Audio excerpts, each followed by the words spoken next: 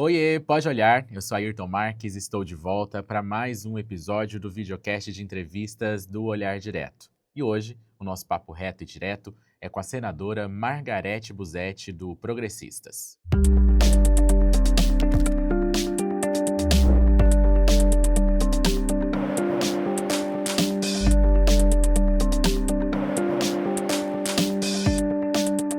Hoje o Pode Olhar recebe uma mulher que chegou ao Senado como suplente, mas deixou uma marca em pautas que mexem com temas sensíveis do país, como a violência contra a mulher, crimes sexuais, endurecimento penal e agora uma proposta ampla de reforma nas relações de trabalho no campo. Ela é autora do chamado pacote antifeminicídio, que virou lei transformando o feminicídio em crime autônomo. Também é autora da lei que criou o Cadastro Nacional de Pedófilos e Estupradores, que ainda não foi implementado. E garantiu a ampliação do direito à reconstrução mamária para mulheres vítimas de mutilação. Primeira suplente do ministro Carlos Fávaro, ela assume novamente a cadeira com projetos estruturantes, como uma nova lei do trabalho rural e mudanças no Código Florestal para pequenos produtores. Mas, além de leis, tem política, tem disputa interna no grupo do governador Mauro Mendes, tem a relação com setores bolsonaristas e tem eleições logo ali. E para este episódio eu conto com a ajuda do meu amigo Rafael Machado, que escreve para o Caderno de Política do AD. Rafa, seja muito bem-vindo. Olá, Ayrton, muito obrigado pelo convite por estar aqui novamente. E vamos para mais uma entrevista. Exato. Senadora Margarete, muito obrigado por ter aceitado novamente o convite do Pode Olhar. Ano passado a gente também conversou, falou sobre esses projetos e a atuação da senhora lá no Senado. E de volta ao Senado, de volta também ao Pode Olhar para falar sobre esse restinho de mandato, né? É um prazer estar aqui conversando com você, Ayrton, com o Rafael e com a audiência do Pode Olhar. Antes da gente começar de fato a nossa conversa, um recado para quem está nos assistindo é que este episódio está na íntegra e também em formato de áudio nas principais plataformas de podcast. É só pesquisar Pode Olhar no Spotify e no Apple Podcast. E bora ser um seguidor fiel do nosso videocast aqui no YouTube, então assine o nosso canal e ative o sininho para ser notificado a cada vez que um novo episódio for disponibilizado. E com o episódio no ar você pode compartilhar com amigos e familiares e também deixar a sua opinião nos comentários. E segue a gente nas redes sociais, em qualquer uma delas é só pesquisar @olhardiretoOficial. E se você quer receber todas as matérias que são publicadas pelo nosso portal no seu celular, é só apontar a câmera para o QR Code que aparece aí no canto da tela e que vai aparecer em alguns momentos da nossa conversa, que você vai ser direcionado para os nossos grupos no WhatsApp, onde a gente manda todos os links, tá bom? Senadora, vamos começar, talvez, pelo que seja a sua principal marca no Senado nesse período que a senhora está lá, que é o pacote antifeminicídio, né? A senhora transformou o feminicídio em crime autônomo, elevou a pena mínima para 20 anos, né? E endureceu também a questão da progressão. Um ano depois, pouco mais de um ano depois que foi sancionada essa lei, a senhora avalia como essa legislação agiu de forma na proteção das mulheres no Brasil? Olha, a gente vai ver resultado da lei aqui daqui uns 2 anos. Nós já temos resultados significativos na questão da pena. Nós fizemos um levantamento rápido esses dias das condenações na lei anterior, no ano de 2025, e nas condenações na nova lei. É muito significativa o aumento de pena, porque para mim restou, como legisladora, aumentar a pena. Você tem que fazer outras coisas, outras políticas públicas, para que a gente possa combater esse crime tão perverso que está acontecendo. Mas nós temos aí uma média de 16 a 20 anos na lei anterior e na nova lei, na 14.994, 40, 39, 45 A anos. máxima chega a 40, né? A O previsão da lei. cumprimento, né, a máxima, mas como tem agravantes, ele vai subindo, tem penas com 65 anos na nova lei. Aí ele vai ter que cumprir 55% da pena. Então, o máximo que pode chegar é a 40 anos, porque é o que a nossa Constituição permite, que são os crimes hediondos. E as únicas 2 leis que, que tem pena de 40 anos, né, específica. São 2 leis de uma senadora aqui do Mato Grosso, e que você não falou, que a segunda é a Lei 15.280, que é o pacote de combate à pedofilia. São 4 leis sancionadas.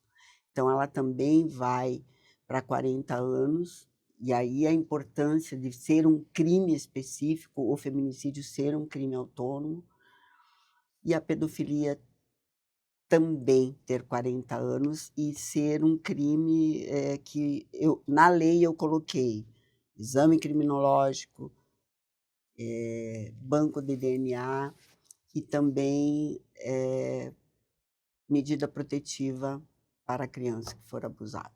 Senadora, a senhora chegou ao Senado, como eu disse no início, como suplente, uma novata, digamos assim, na política, nunca tinha exercido nenhum cargo eletivo antes, era representante de classe, né? Atuava nos bastidores, sempre teve uma boa articulação política, mas como que foi chegar no Senado, novata, ocupando uma cadeira, né, de um senador licenciado, e já articular todos esses pacotes e conseguir aprovar também leis tão importantes que sempre foram debatidas, mas que aparentemente nunca eram de fato aprovadas e colocadas não só no papel, mas na prática. De fato, eu acho que ninguém queria aprovar uma lei assim, mudanças, né, radicais, porque eu venho da iniciativa privada, a minha pauta seria muito mais a econômica, né, o setor produtivo, mas quando eu cheguei lá e vi e tive contato com a realidade dos crimes, porque aqui eu lia uma notícia, eu via o crime e tal, mas você não está em contato com o que acontece no país. Você lê, vê uma notícia, se espanta, fica indignada, mas passa. Agora, quando você está lá, a responsabilidade é tua, é nossa como legislador, mudar e que atinja a população, que essa mudança atinja beneficamente a população brasileira e do meu estado. E foi isso que eu fiz. Eu sou uma pessoa que eu consigo me articular onde eu estiver. Eu consigo entender. Eu sou uma pessoa muito humilde que digo, olha, isso eu não sei, me ajude. E eu pedi ajuda aos senadores, eu pedi ajuda aos deputados. Quando eu fui à Câmara, né, eu tenho 9 projetos aprovados, Ayrton, no Senado, 9. Uhum. Né? Em 2 anos e 9 meses, tem 9 projetos aprovados no Senado, 4 leis sancionadas. Mas, por exemplo, passava no Senado, eu tinha que ir à Câmara e discutir ele com o presidente da casa, se tivesse, foi despachado para a comissão tal, eu tinha que ver quem era a pessoa que tinha o perfil para defender aquele projeto, né? Conversar com a relatora, colocar a minha equipe à disposição, porque senão ele não manda, gente. E eu vejo que é o que E é a gente tem mais... casos de parlamentares que ficam anos na Câmara e no Senado que não conseguem aprovar um projeto, né, senadora? Exatamente. Nós temos um senador aqui do Mato Grosso que apresentou 50 projetos, não aprovou nenhum. Nenhum, né? Então, não é fácil você aprovar, mas também você tem que cuidar do seu projeto, você tem que realmente querer defender o seu projeto. E foi isso que eu fiz. Então, para mim foi uma experiência maravilhosa, muito diferente do que tudo eu fiz na minha vida. Eu nunca tinha tido um cargo público, né? E fiz, eu não sei se vocês viram o dia que eu me despedi do Senado, foram 33, 34 senadores falando sobre a minha atuação. Isso é gratificante, né? É gratificante. De todos os sentidos, né? Não É, só de ter as leis também sancionadas, né? exatamente. Senadora, sobre o caso, esse pacote antifeminicídio, essa questão do aumento da pena, a gente vê casos que foram cometidos, crimes que foram cometidos antes da sanção da lei, e que a condenação veio depois, e aí a pena é relativa à lei que existia naquele período, naquela época, né?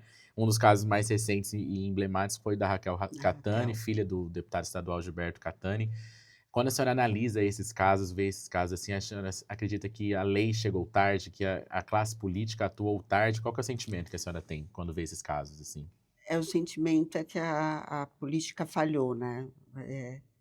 Eu fui ao enterro da Raquel. É algo que a gente fica impactada de ver um pai e uma mãe que perderam uma filha. Eu acho que foi em junho ou julho a morte dela e a lei foi sancionada em outubro.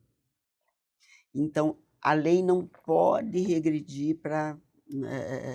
Pegar casos antigos, né, anteriores. Exatamente, ela não pode prejudicar o réu. Como assim prejudicar o réu, né? Uhum. Chega a ser. Mas, enfim, eu não entendo muito bem a justiça. Eu não. Eu estou em briga com a justiça, porque não dá.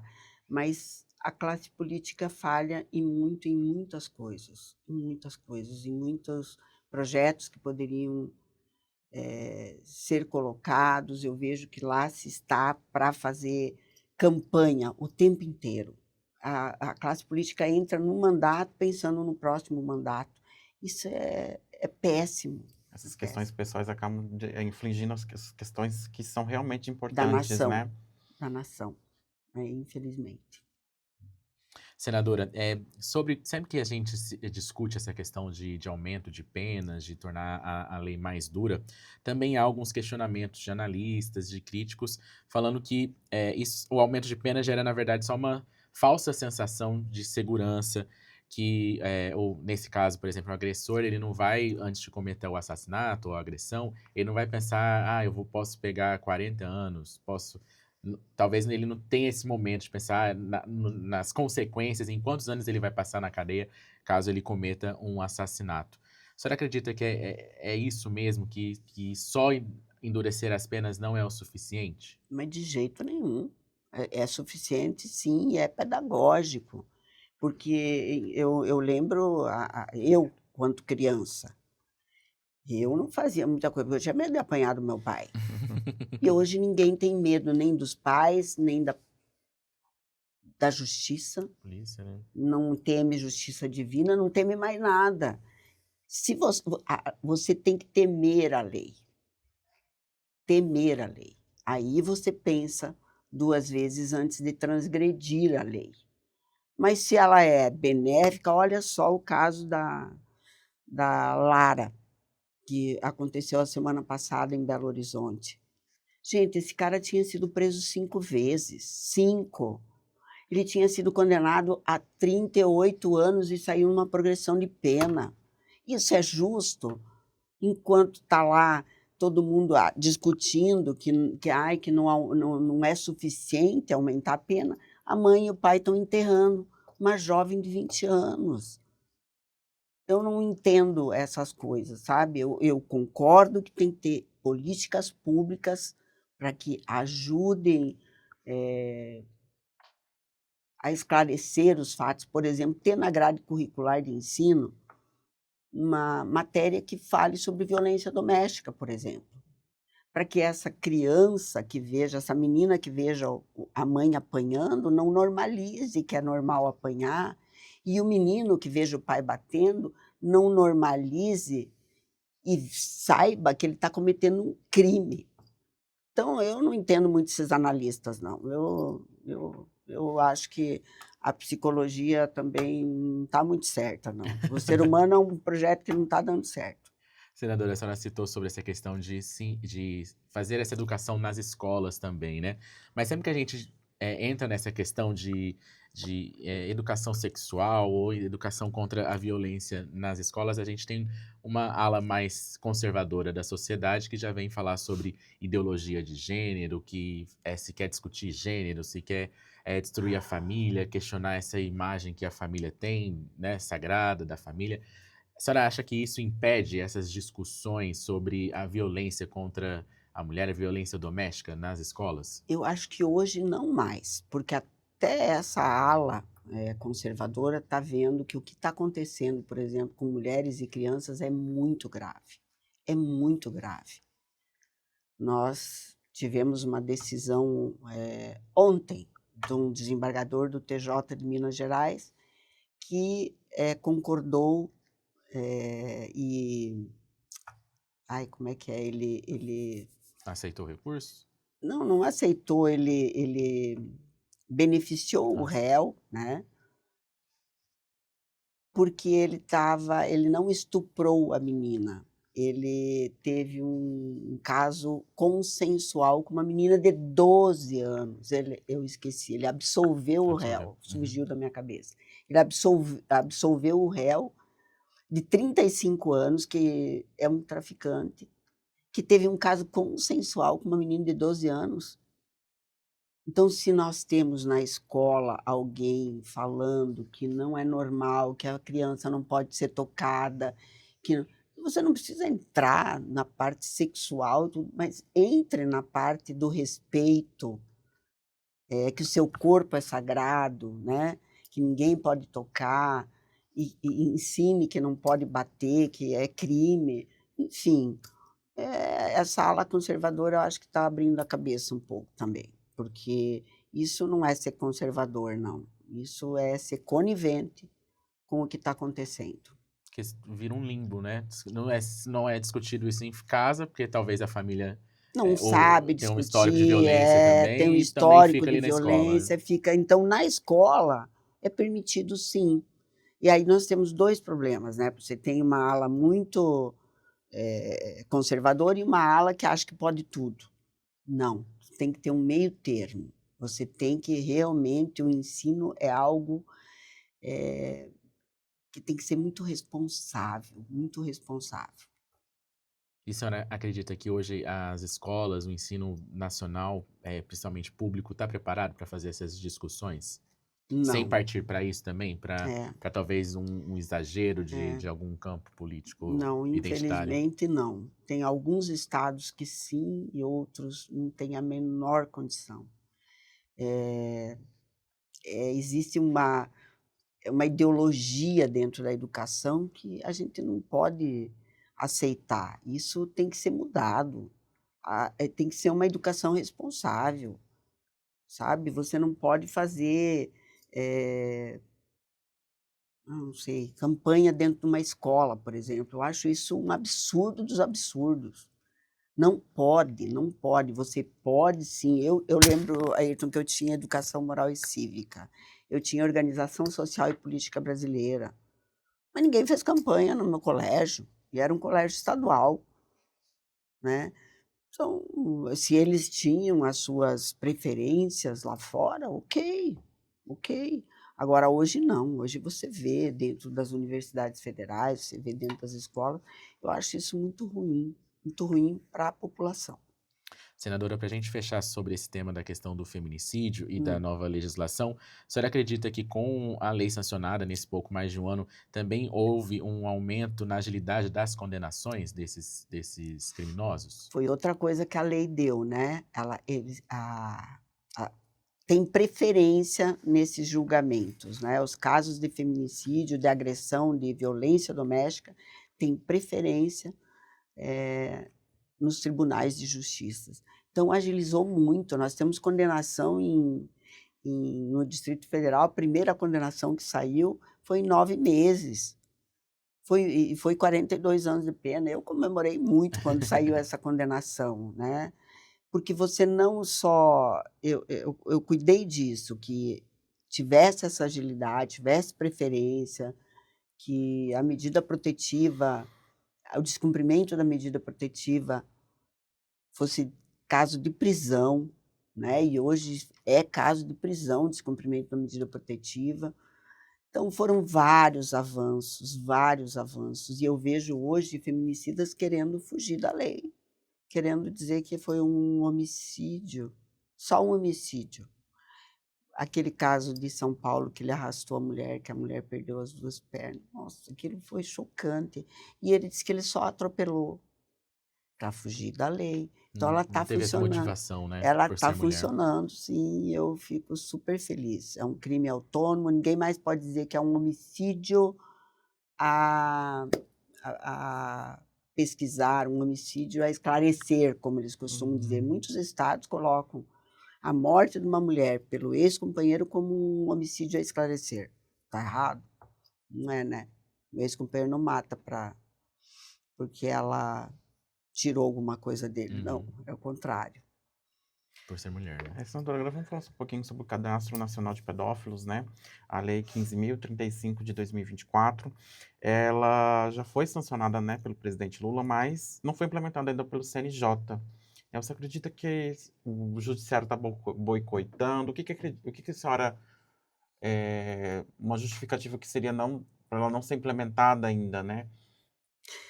Na realidade, Rafael, nós não somos prioridade, nem mulheres e crianças, nem crianças são prioridades para a justiça e nem para o executivo, tá? Você vê lá o pacto que houve do feminicídio, fizeram todo aquele evento no Palácio do Planalto. Fala para mim para quê? Para quê? Sendo que nós temos um cadastro nacional de pedófilos e um estuprador pode estar aí livre, leve e solto que não consegue implantar o cadastro. Então, nós não somos prioridades para governo e não somos prioridade para a justiça. A senhora já se reuniu com Edson Fachin para tentar Então, conversar relacionado a esse a tema? bancada feminina esteve com ele Uhum. cobrando isso e, pasmem, teve um instituto de advogados de São Paulo que entrou contra o cadastro, tá? E aí a ministra Carmen Lúcia Mas qual entrou. foi a alegação deles para A tentar alegação é que é contra? inconstitucional, né? Não tem nada de inconstitucional, Uhum. absolutamente nada. Eles questionam o crime ficar, o nome ficar visível já para consulta, ficar disponível para consulta processual. Agora vem cá, se hoje tu for pesquisar no TJ, aqui no Tribunal de Justiça do Mato Grosso, você vai saber se o cara está sendo processado ou foi julgado por tráfico, por homicídio, por latrocínio, menos por pedofilia ou por estupro. Por que isso, Rafael? Por quê? Quer dizer, então, o estuprador e o pedófilo têm o sigilo a seu favor para continuar cometendo crimes. Não tem a questão de proteção da vítima? Um argumento que eles Mas o justificam? código é de 1940, certo? Então, os processos eram físicos. Hoje, conversando com o desembargador aqui do estado, é muito simples você separar, você manda a informação só do nome do agressor e não da vítima. Os processos são digitais, nós temos inteligência artificial, nós temos tudo para fazer, e aí não é feito por causa da vítima. A vítima sempre todo mundo sabe quem é, né?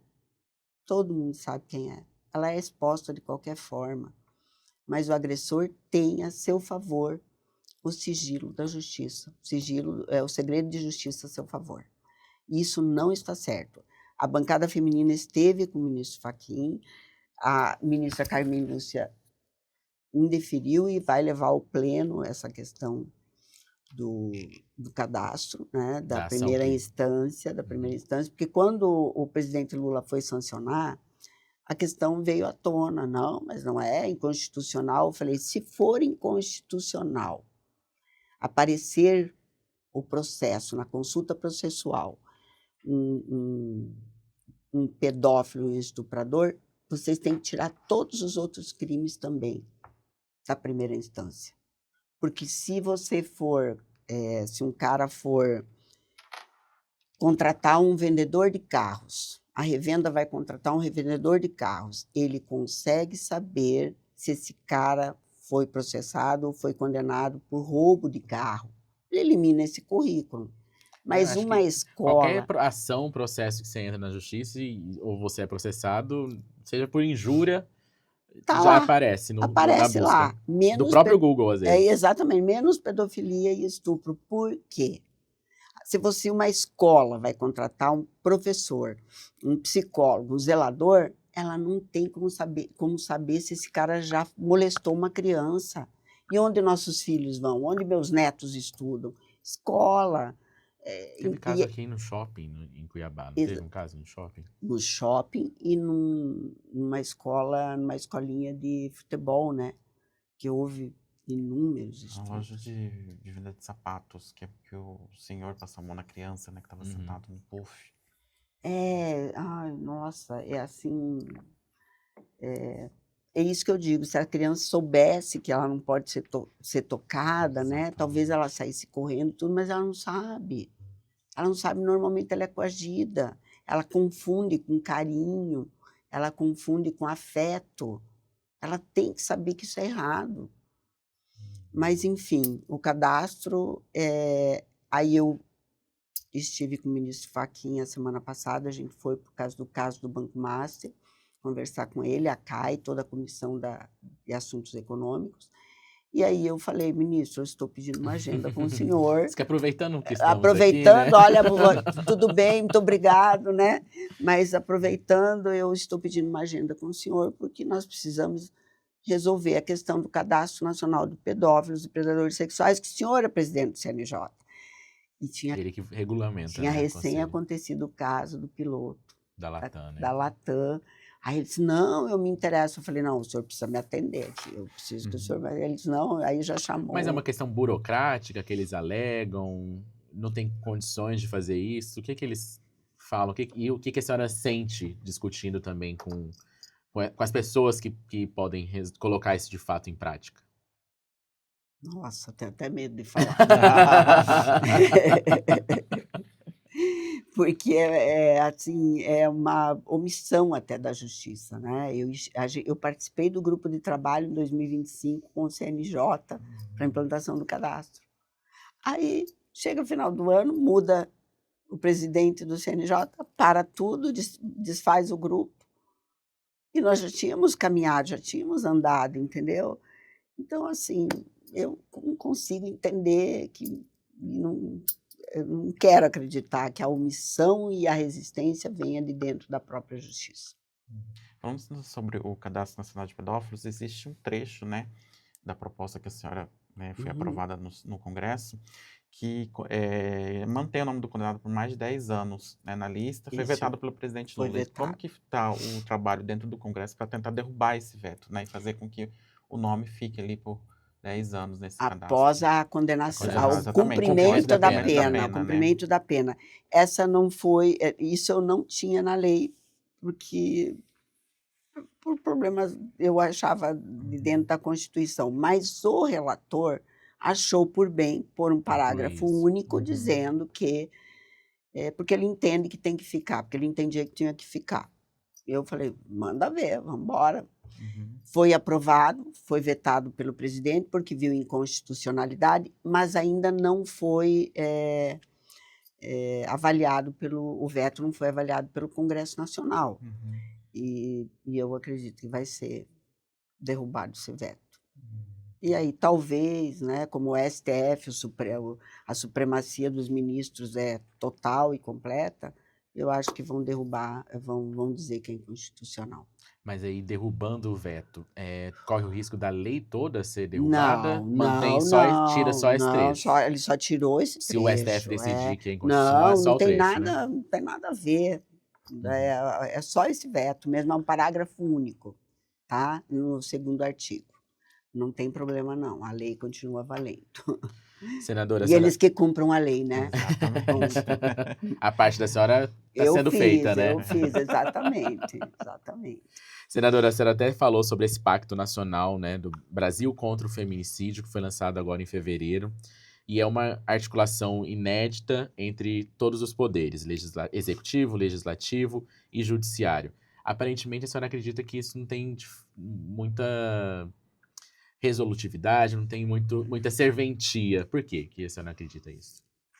Porque eu vejo os discursos, né? Eu não sou uma pessoa de fazer discurso, eu gosto de fazer. Esse negócio, eu até sei fazer discurso, mas eu prefiro, na prática, você fazer, né? O que teve de resolutivo naquele pacto? Legal você ter todos os poderes envolvidos. Eu vi o ministro Fachin presidente do STF falando que casos de feminicídios de crianças são prioridades para o STF. Vamos ver se vai ser agora. Boa, semana que vem eu vou cobrar ele sobre o cadastro. Vamos ver se será mesmo prioridade, porque a impressão que eu tenho, não sei nem se a impressão já é uma certeza, é que nós não somos prioridades para nenhum poder, nenhum dos poderes. Por isso que acontecem tantos feminicídios, tantos abusos de crianças. E uma coisa que me chamou muita atenção aquele dia, tá? No Eu lançamento não do fui pacote. convidada, tá? Porque eles não me convidam. Aliás, eu não fui convidada para a sanção de nenhuma das leis, porque eles achavam que eu era contra o governo, né? E sou mesmo contra o governo em muitas coisas eu fui a favor do governo, porque eu acho que quando faz bem para a população, atinge a população, não tem problema nenhum. Mas eles não me convidaram para nenhuma das 4 leis sancionadas. Eles sancionaram 100 vetos, o único veto foi um parágrafo único que foi incluído pelo relator. Quer dizer que o trabalho foi bem feito. Mas eles não me convidaram para o pacto contra o feminicídio. E uma coisa que me chamou muita atenção é que a ministra das Mulheres estava na última cadeira das autoridades e ela não falou. Isso é respeito às mulheres? Isso é respeito às mulheres? Eu achei o cúmulo, achei o fim da picada. Aí vem o presidente, vem não sei quem falando sobre o combate ao feminicídio e a ministra das Mulheres não teve voz. Então ela está na pasta errada. Na visão Põe da um homem lá, pronto. Na Tá visão da errado. senhora, isso mostra que a estrutura machista ainda está presente em todas as esferas da Ali sociedade. ficou visível, ficou assim explícito que a estrutura machista funciona. Ela estava até encolhida lá no fundo, quando eu vi na televisão, eu falei, gente, a ministra das Mulheres não falou. Não falou.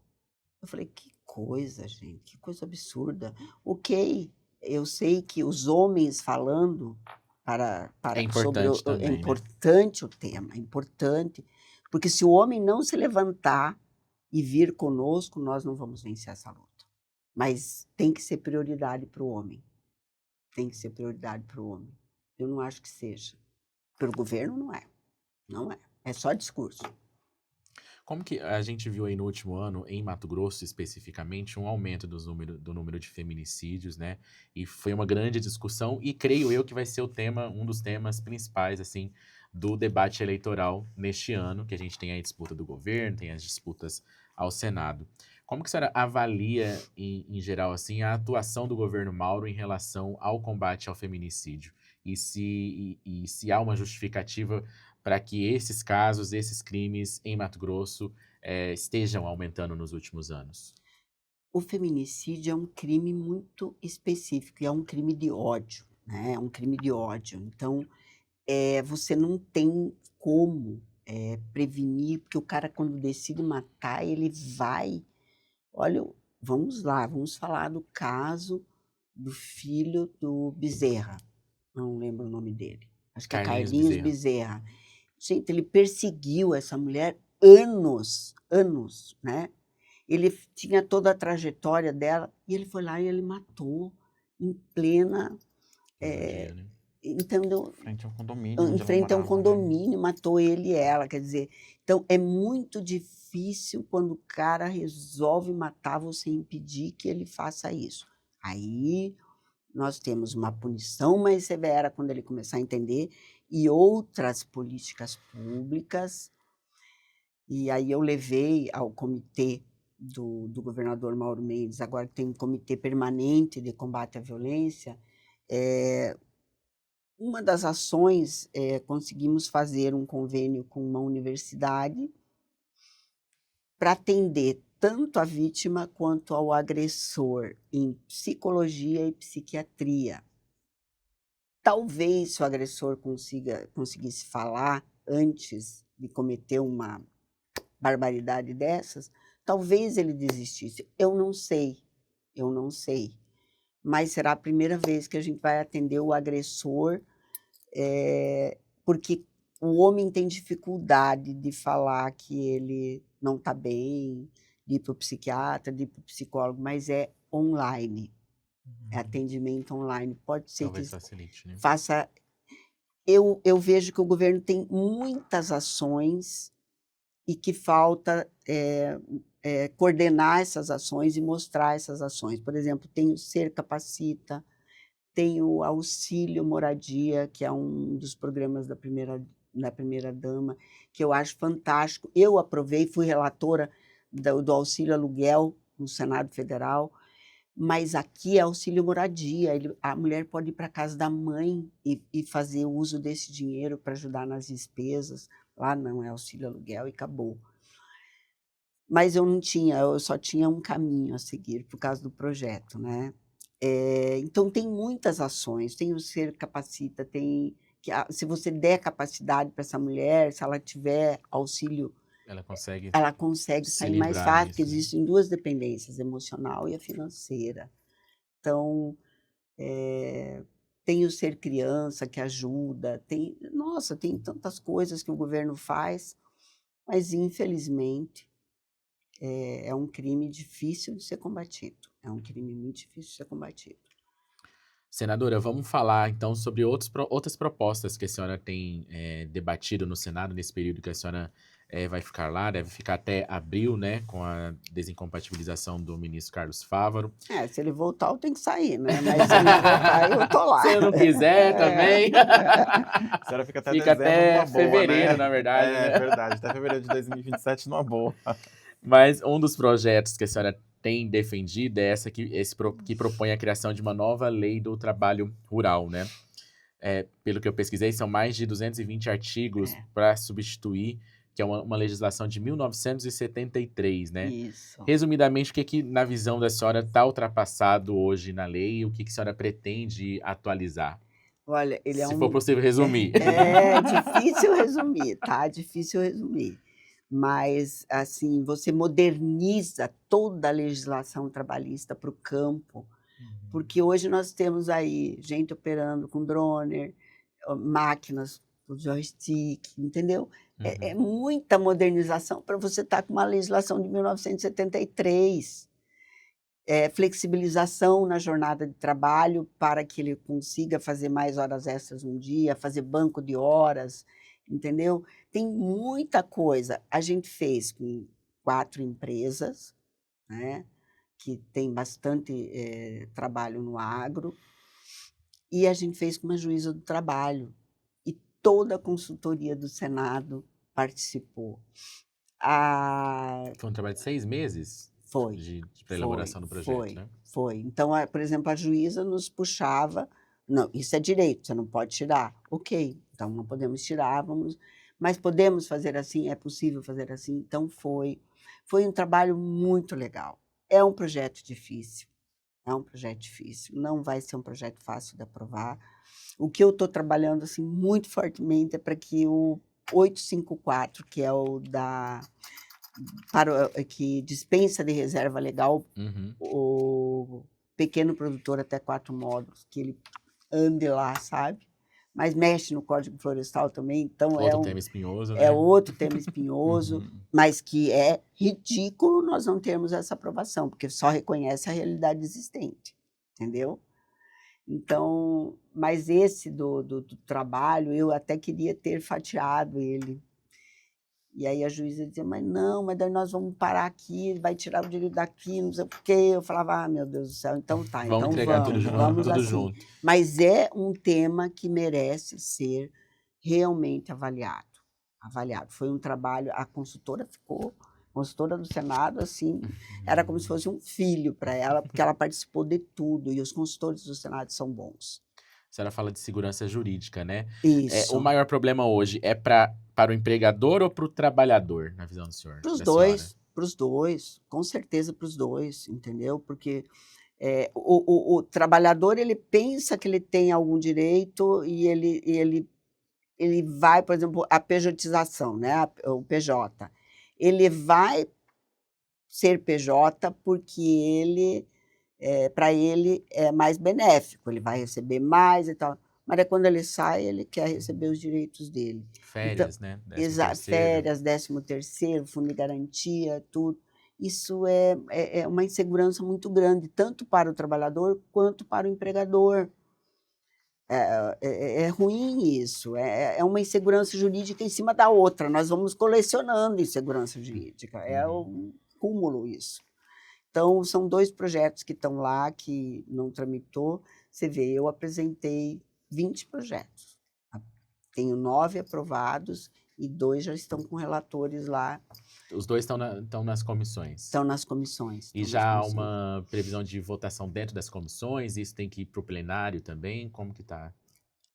Esse 854 é terminativo na CCJ. Eu quero ver se a gente consegue fazer ele andar.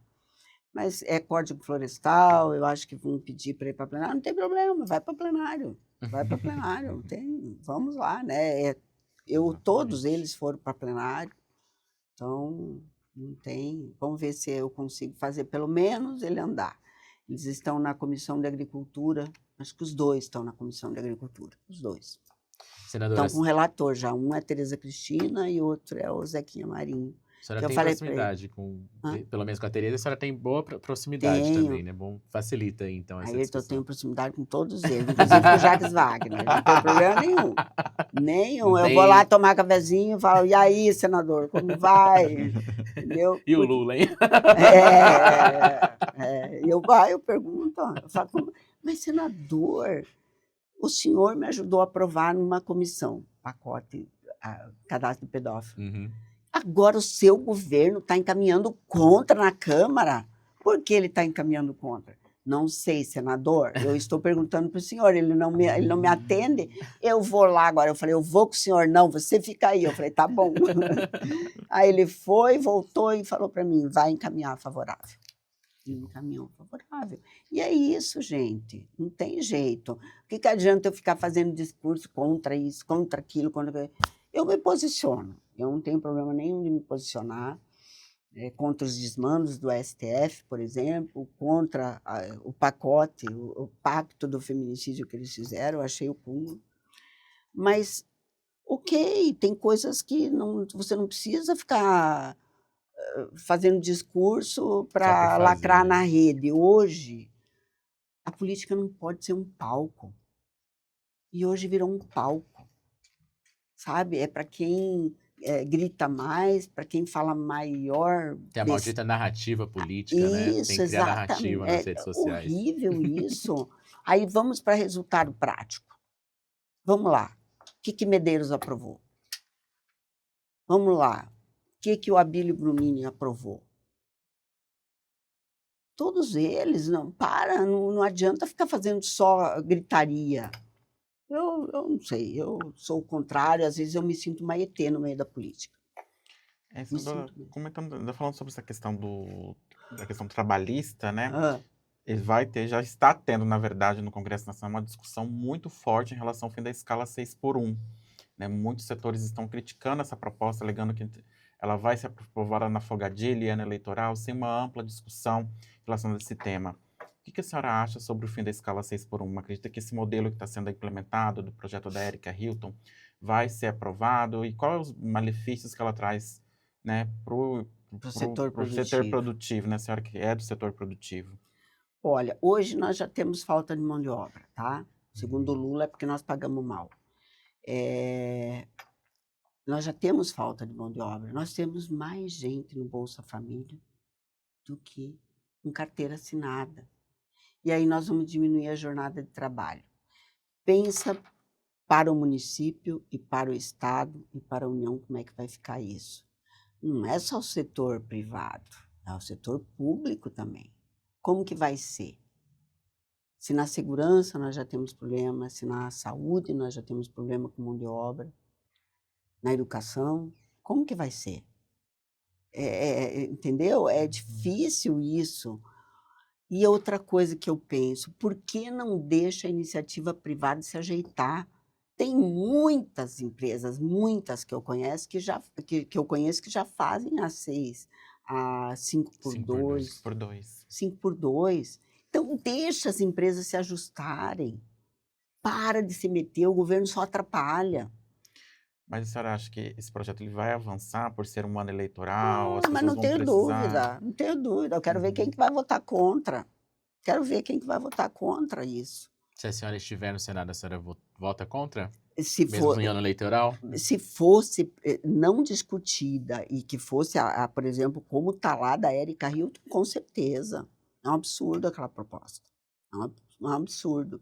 Agora, a outra, eu não entendo por que encaminhar. Inclusive, foi tema de carnaval, né? Escala 6x1. Da Acadêmicos da Niterói, de Niterói? Que homenageou Lula. Foi campanha eleitoral no 13, no 13, né? Foi assim, nossa, eu achei bizarro aquele desfile, mas é isso, você não ter responsabilidade com o que tem por aí. Sobre esse tema, o que que a senhora acha que precisa ser discutido de forma direita, assim, para deixar, para encaminhar, para ter vamos lá, assim, um benefício para os dois lados, né? Tanto para o Aham. setor, né, produtivo, tanto Os para a classe empresários, né? trabalhista, os empresários. Faça banco de horas, deixa o setor produtivo se ajeitar, entendeu? Hoje já existe na Constituição isso. Vem mais um projeto de lei e uma PEC, pôr na Constituição. Sou totalmente contra isso.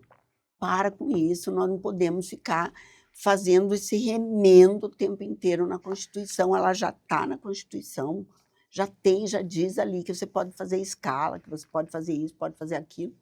Agora vem Érica Hilton fazer essa mudança. Fala para mim, quantos empregados ela já teve na vida? Quantos? É difícil você ter um negócio aberto hoje, muito difícil. Então, aliás, ela teve, né, ela tá com maquiadora, ela tá com muitas coisas que eu, Mas assessores, né? pagos pelo dinheiro público, né, pagos pelo dinheiro público. Então é fácil assim, é fácil. Senadora, a gente vê muito um discurso recente, assim, até mesmo da classe do varejo, dos lojistas, dos empresários em geral, né? De Uhum. que esse projeto pode causar um desemprego em massa, enfim, pode causar quebradeira. Esse discurso, até mesmo terrorista, não foi também visto em outros momentos, quando se discutia, por exemplo, o 13º? E isso não foi absorvido, isso já não é uma realidade que não quebrou a economia brasileira? Mas sabe quem paga a conta, né? É o consumidor. Tudo é o consumidor, não tem jeito. Tem empresas que estão com muitos problemas financeiros, mas muito, em vários segmentos, e que em 2027 eu não sei como será, tá? Porque vai ter um colapso do serviço público aí. Vai ter um colapso do serviço público. Por isso que eu digo que é uma responsabilidade muito grande do governo apresentar esse projeto nesse momento, porque o custo também será do governo. Dos governos, certo? Não é só da iniciativa privada. A iniciativa privada repassa, mas eu não acho isso certo. Eu não considero certo isso.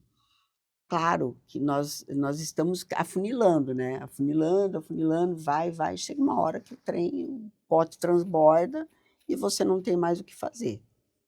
Não tem mais o que fazer. E eu vejo no serviço público muita coisa já acontecendo, porque não consegue mais se viabilizar dentro do serviço público. Ah, chama concurso. E aí, quem que paga? Eu, você. Não existe dinheiro público, existe dinheiro meu, seu e teu. Acabou. Então, isso é finito? Uma hora né? Então, é um discurso que para muitos, eu considero até que possa ser terrorista, entendeu?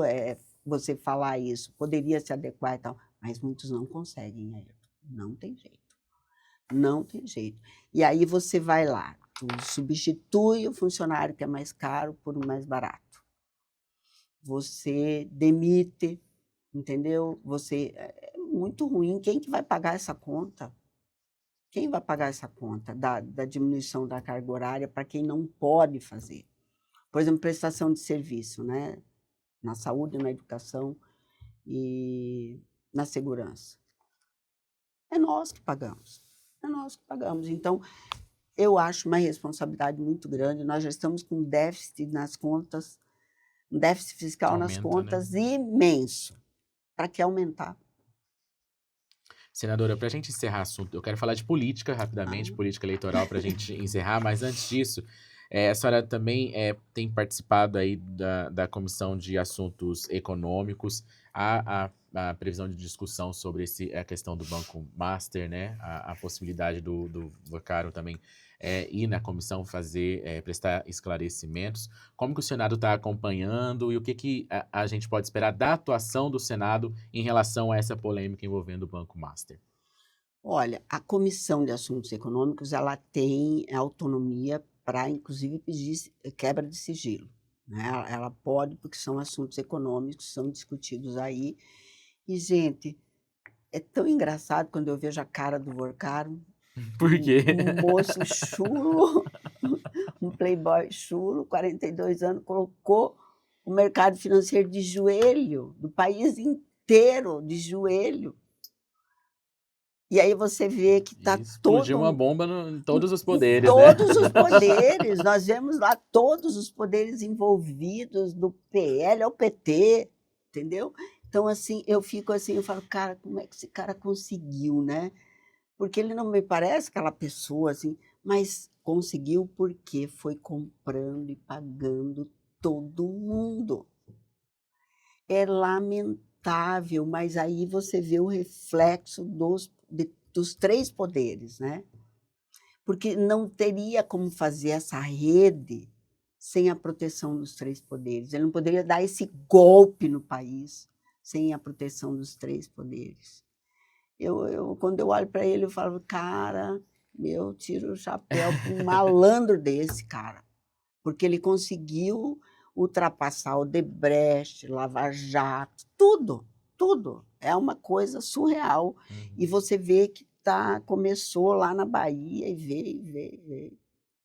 E aí, não sei onde é que vai dar. Vamos ver. Agora, me parece que dentro da CAI não será assim, não vamos caminhar para o lado do espetáculo, sabe? Vamos realmente investigar, pelo menos os senadores que estão lá são bem comprometidos com o que é Resultado, né? certo, com o resultado, né?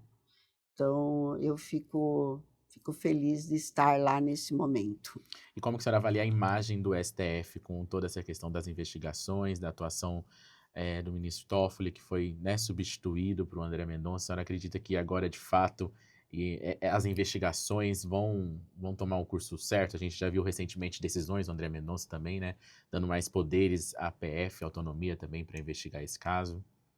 Olha, o STF ele precisa encontrar o caminho da justiça novamente, porque o que aconteceu no caso do Banco Master e o STF, nós temos 129 milhões de motivos, né, para querer que o STF se recomponha, ache o seu centro novamente da justiça, de um poder que defenda o povo e não interesses particulares de ministros, como a gente está vendo.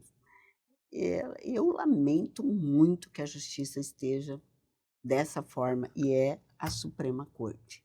Se a Suprema Corte está assim, imagina como é que está o resto. Imagina como é que está o resto. Senadora, vamos falar de política e eleição? No começo do ano, a senhora teve um embate aí, né? Acalorado com o prefeito Abílio Brunini durante uma reunião ali com representantes da indústria, do Distrito Industrial, né? Na associação, que ele estava tentando se explicar lá sobre aumento de impostos para o setor e como que isso impacta também toda a economia da região. Houve ali uma discussão, ataque por conta do voto da senhora em relação à reforma tributária. Como que era a relação e está a relação com o prefeito Abílio? E o que a senhora tirou de ensinamento ou de entendimento de toda essa situação? Você nunca me vê eu saindo do eixo, do sério. Eu sou muito difícil, mas aquele dia eu saí mesmo. O Abílio, o prefeito Abílio, ao invés de responder o que lhe é perguntado, ele ataca, ele acusa com algo que aconteceu há quanto tempo atrás, entendeu? Eu não tinha que ficar me explicando lá por uma votação que houve no Congresso para ele não responder o que lhe foi perguntado. Essa foi a questão. E ele faz isso com todo mundo, e principalmente com mulheres. Ele sobe na mesa, sabe? Eu não entendo isso, eu não consigo entender. Ele devia mudar, né? Ele devia cuidar mais de Cuiabá do que ficar fazendo TikTok, ficar fazendo vídeos, porque tudo é vídeo, tudo é rede social para ele, tudo. Não, eu queria que ele respondesse por que ele tirou, aumentou o ISS das prestadoras de serviço do Distrito Industrial, que ele falou que não precisava, que lá só tinha que ter indústria. Ele nem conhece como que foi criado o distrito e fica falou que só tinha empresas fantasmas. E para não responder isso, ele me acusou de ter votado na reforma tributária que eu votei porque eu defendi o Estado com unhas e dentes por causa do FETAB. Mas a relação continua igual, não tinha e continua não tendo, né? Institucionalmente, respeito, ele é o prefeito da nossa cidade, e é isso. Se né? precisar de Se buscar uma precisar falar emenda, com ele, eu vou lá. Não, eu dei 4 milhões de emenda para a Prefeitura de Cuiabá. Pergunta se ele agradeceu ou se ele viu. Eu mandei mensagem para ele, eu liguei, ele não atendeu o telefone. foi emenda para que setor que a senhora enviou? Saúde. Saúde. Então, como eu não faço propaganda de emenda, quando pagou, eu mandei uma mensagem para ele, ele não viu, não respondeu, eu liguei, ele não atendeu. Pelo menos os 2 prefeitos de Várzea Grande e de Rondonópolis ligaram, agradeceram, atenderam a ligação, agradeceram. E é isso, eu acho que o Abílio tem que mudar muito, muito para ser um gestor de uma cidade, para ser gestor de qualquer coisa. E ano passado também a senhora foi duramente criticada por bolsonaristas depois que a senhora chamou o Eduardo Bolsonaro de moleque, o responsabilizando aí pela situação envolvendo o ex-presidente Jair Bolsonaro, quando na época ele passou a ser monitorado por tornozeleira eletrônica. A senhora foi criticada aí pela direita. Como que a senhora... Exaltada pela esquerda. Exatamente. O pessoal vibrou. Como que a senhora vive nesse cenário assim de extremos, entre a extrema-direita e a extrema-esquerda, e que se a senhora fala uma coisa sobre Eduardo Bolsonaro, vão taxar a senhora como petista. Se eu falo do Lula, eu sou bolsonarista. A senhora criticou aí a escola de samba de Niterói. Bolsonarista, com certeza. Como que a senhora entende e lida também com essa questão? Aquele desfile, gente, pelo amor de Deus, atacou a intolerância religiosa, a família, o agro. Mas você me perguntou mesmo como que eu vejo? Lida com essa questão também? Não dou bola, Ayrton. Não, sabe? Eu acho que ter bom senso... Eu não vou contra meus valores e minhas convicções. O que foi a atuação do Eduardo Bolsonaro? O que foi? Se não foi uma molecagem dele? Foi. Eu não vou ficar fazendo tipo para ganhar voto, entendeu? E não falar algo que eu penso que é. Eu até penso muito antes de falar, sabe? Naquele dia eu não pensei não. Achei que ele foi um moleque, sim, prejudicou o próprio pai. E tá lá, o que deu a atuação dele? Nada, não deu nada. Pelo contrário, aproximou Lula do Trump. É isso. Se ele não foi moleque, foi o quê? E a senhora acredita que isso pode também trazer resultados para as eleições nacionais? A gente tem aí hoje o nome do Flávio, né? Do senador Flávio. A senhora tem proximidade com ele também? Lida com ele lá? Como que a senhora avalia o nome do Flávio também como... Eu gosto de todos eles, é o que eu mais gosto. Tá? Ele é equilibrado, ele é uma pessoa fácil de lidar, de conversar, Você acredita que ele é o nome certo para disputar aí com Lula a eleição? E Não juntar essa sei direita? se é o nome certo, eu tenho, assim, dúvidas. Mas eu com certeza estarei junto com quem estiver para derrotar o PT, tá? Mesmo com dúvida, vai apoiar se for o Flávio. Assim, eu não sei se ele é o nome certo, porque eu acho que teriam nomes que seriam mais fáceis de vencer a eleição. Tem uma resistência da família Bolsonaro, a senhora avalia. Exatamente, exatamente. Então, é por isso, tá?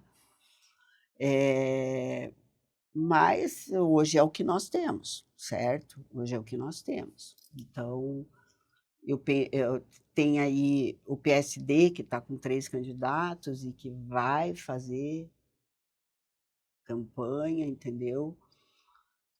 E, para mim, o melhor seria o Tarcísio. Aparentemente já não Não vai vai mais, mais, né? né? Não vai mais. Tá Uma com uma pena. reeleição, vai ficar com a reeleição encaminhada ali em Isso, São Paulo, né? exatamente. E você não pode, por exemplo, pensar em vencer para presidente e perder São Paulo, certo? É totalmente diferente. Então, eu não consigo entender quando os dois lados, um critica e fala, menospreza o outro, entendeu? Não, sabe? Eu penso assim, eu não sou PT pela ideologia do PT, não é por causa disso, por causa daquilo, é por causa da ideologia do PT. E assim, essa questão de você abrir, olha o que nós estamos vivendo hoje, uma corrupção desenfreada, e que nem começou aqui, né? Só largou aqui agora nesse governo. Mas a corrupção vem de décadas. Vamos falar de Mato Grosso, então? A gente já está chegando ao fim, já até estourou um pouquinho.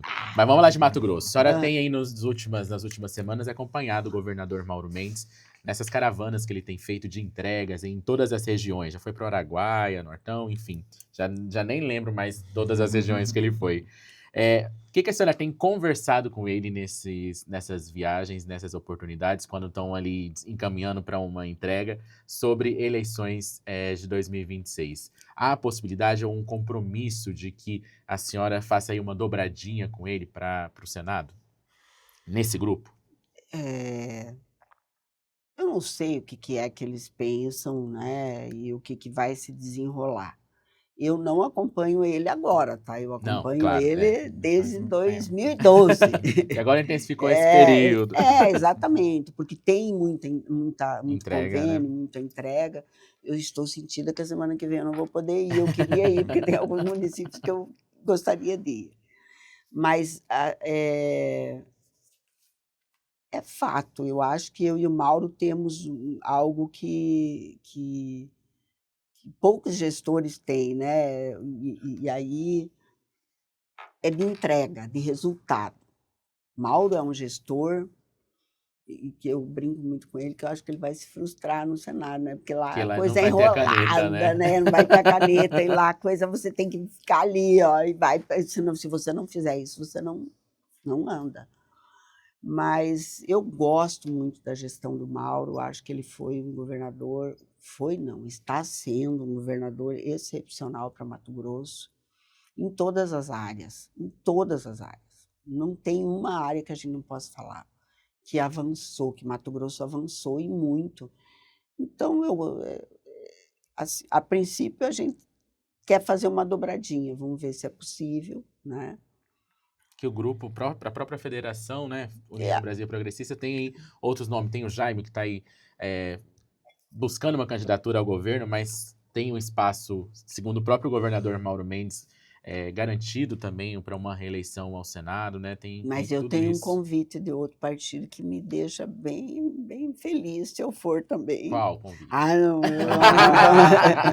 Não vamos Não, falar. mas revela aqui. Não. A oportunidade é agora. Não, é ruim de falar, porque vira muita expectativa e muita especulação. A gente precisa ter. Mas aí há um convite, então, de um outro partido e uma garantia de estrutura para a senhora. Para disputar, sabe? Próximo a esse grupo, o Mauro Mendes? Seria o MDB de Janaína? Ou não? Como? MDB de Janaína? Fez esse convite, senhora? Não. Não, MDB não. Ela vai disputar. Seria uma dobradinha, senhora e ela. Na chapa, duas candidaturas no mesmo partido, né? Não.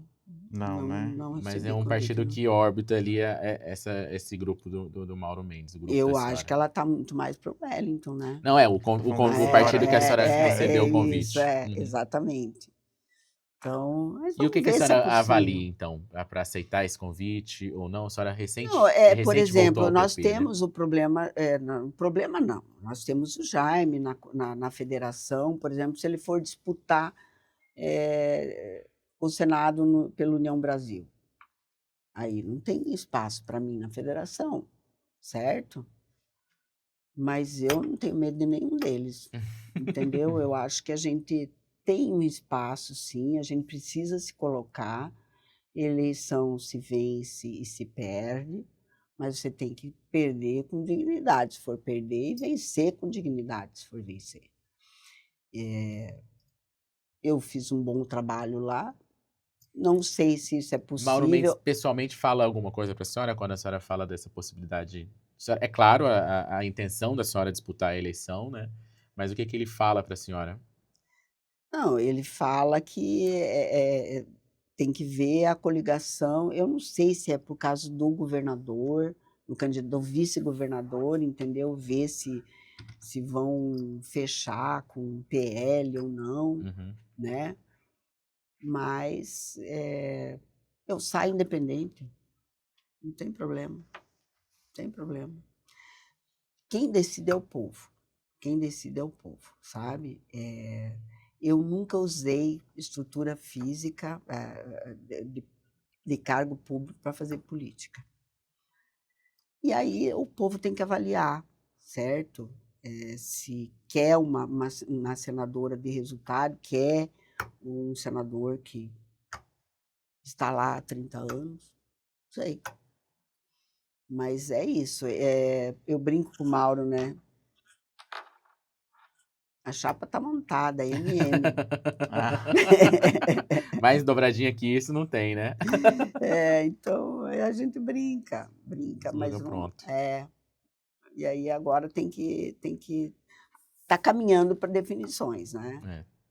Pra A possibilidade definição. da senhora recuar o projeto de Senado, a senhora falou até de candidatura independente, para talvez continuar nesse grupo e buscar uma vaga na Câmara Federal, você tentar deputada? Não, Ou vai ser Senado ou não, Senado? não. E não é porque acho que a Câmara é ruim ou quê, mas é porque é assim, a mulher sempre tem que recuar, sabe? Não quero recuar, não quero recuar. Aí eu fico aqui, vou disputar estadual. Uhum. Aí eu estou na minha casa, não preciso ficar viajando toda semana, porque aquela vida lá não é fácil não, tá? Imagino. Não é fácil. Então, você ir e voltar toda semana, aí eu acho que eu tenho um espaço e mais tranquilo para estadual, ajudar o meu estado. Mas federal não vou, eu não acho que a mulher tem que recuar, porque, cara, os homens olham para nós e ficam definindo o que você tem que ser. Isso é muito ruim, é muito ruim. E parece que você só serve para ser coadjuvante, você não serve para ser protagonista. Eu entrei como coadjuvante. Entrei. E conseguiu o protagonismo, né? Você que diz aí. Não, a gente passou aqui o episódio inteiro falando disso, né? Realmente não é fácil aprovar todas essas Não leis, é né? não. E Não é temas não. tão... talvez seja fácil aprovar uma lei qualquer, digamos assim, né? Não, Mas tem temas... senadores aí que aprovaram 7, 8 leis, mas coisas assim e a senhora que... mexeu com temas muito, assim, tabus, né? Vamos dizer Uhum. assim. Já se discutia muito, Espinhosos e difíceis Já para era aprovar. debatidos Difícil para muito aprovar. tempo. Meus assessores diziam, senadora, não vai passar. Eram Senadora, não temas vai que eram passar. discutidos há anos no Congresso, mas ninguém tinha colocado no Você, papel a aquilo senhora ali tem para gordura, a discutir. senhora pode negociar. Eu falei, não vou negociar, não vou não. Teve um projeto que eu fiquei 5 horas na Câmara de pé, perdi o voo, perdi tudo. Mas eu falei, eu não saio daqui enquanto isso não consegui passar. passar. Passou. A senhora falou sobre busca a deputada estadual. Então, isso pode ser uma Não, possibilidade? agora Só... me veio a mente. Me veio a Não mente. recua a questão do Senado. Então Não é vou isso. recuar, não quero recuar, não quero recuar. Eu Ótimo. acho que a mulher não tem que recuar. Eu acho que a gente tem o nosso espaço e a gente precisa conquistá-lo e ponto. Vamos ver o que Vamos ver o que dá. dá, O né? que dá, exatamente. Exatamente. Ótimo, senadora Margarete Busetti, muito obrigado por ter passado mais de uma hora aqui. Foi um papo muito gostoso. É sempre bom conversar com a senhora é sempre muito solícita e também agradável. É fácil entrevistá-la também, muito por isso. Enfim, a gente vai acompanhando, o Olhar Direto sempre acompanha, já acompanha esse período pré-eleitoral. E aí, com certeza, confirmando aí a candidatura, a gente volta a conversar aqui no Pode Olhar, nesse período, de fato, da disputa eleitoral em Mato Grosso. Mas é isso, muito obrigado e até uma próxima. Eu que agradeço, foi um prazer estar aqui com vocês. Também gosto muito de vir aqui. Um abraço. Ótimo. Rafa, muito obrigado por ter me ajudado em mais um episódio e até uma próxima. Imagina, eu que agradeço. Até mais. E você acompanha a repercussão deste episódio no nosso portal, que é o olhardireto.com.br. Segue a gente nas redes sociais, é só pesquisar @olhardiretoOficial. Eu vou ficando por aqui e volto no próximo episódio com mais um papo reto e direto. Tchau, tchau.